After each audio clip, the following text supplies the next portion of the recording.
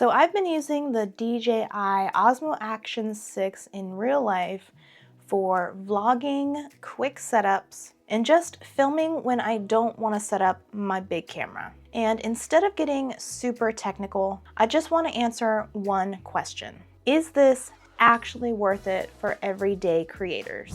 So I really want to just go over the specs for this camera that makes it so great. It comes with a 1 and 1.1 CMOS sensor, which is going to lend a hand to being able to perform really well in low light situations. One of the good things about having this sensor in this camera is that it gives you the flexibility to film one take, and it lets you be able to crop the video in post later in a horizontal format or in a vertical format for social media like TikTok and Instagram. So that's another really cool feature of this camera. It also has a lens aperture of 2.0 to 4.0, so it's going to give you some really great range. It has a field of view of 155 degrees, so you're never going to have to worry about if you're getting something in the shot because it's so wide. It can record video in 4K 120 frames per second, so you're going to be able to get some really cool slow motion video, but it also can film up to 8K, which is going to be really great for providing you the flexibility to have some more creative control in post when you're editing footage. And it can also film in 10-bit color as well as D-Log-N. The camera itself is really small. It fits in your pocket. It weighs 149 grams.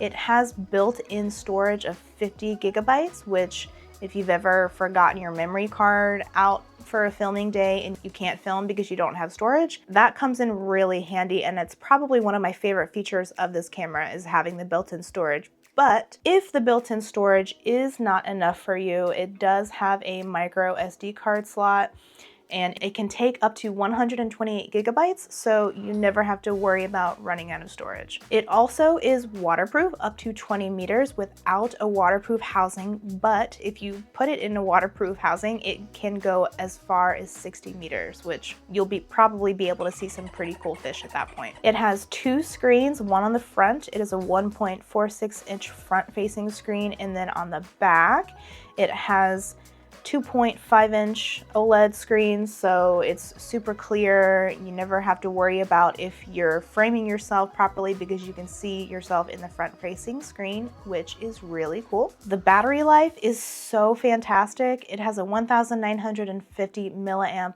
battery, which can give you up to 4 hours of filming capability, and I've never come across a day where I've ever run out of battery. It also comes with rock steady stabilization, which is going to be really great for those handheld shots, whether you're vlogging and filming yourself or you are filming something in front of you. So it's going to be really great for that. But it also has horizon balancing, which if you're not really paying attention and your camera is all wonky or crooked, it does balance out the horizon. So it really fixes that tilt. And one of the other things that makes this camera really great is that if you're already in the DJI Osmo ecosystem, it pairs seamlessly with any of the DJI mics. So I'm using a DJI Mic Mini currently, and it just pairs instantly, which if audio is important to you, that is something positive to consider about this camera. But honestly, specs don't really matter unless the camera is easy to use. And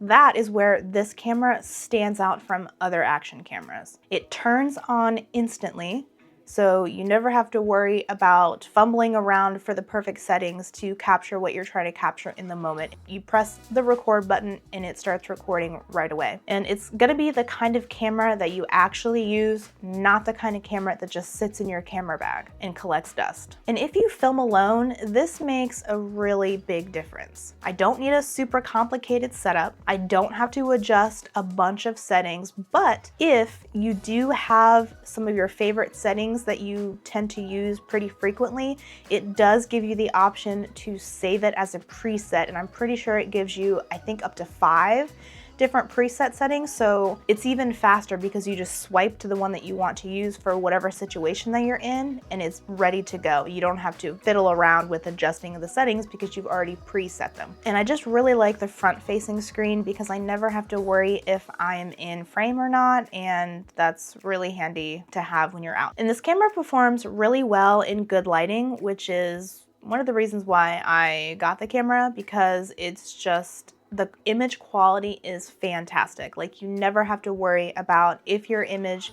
is going to turn out because it's such a great camera and it just works. The stabilization is probably one of my other favorite features of this camera, and I do get motion sickness if the camera is shaking or, you know, there's some motion going on in the footage.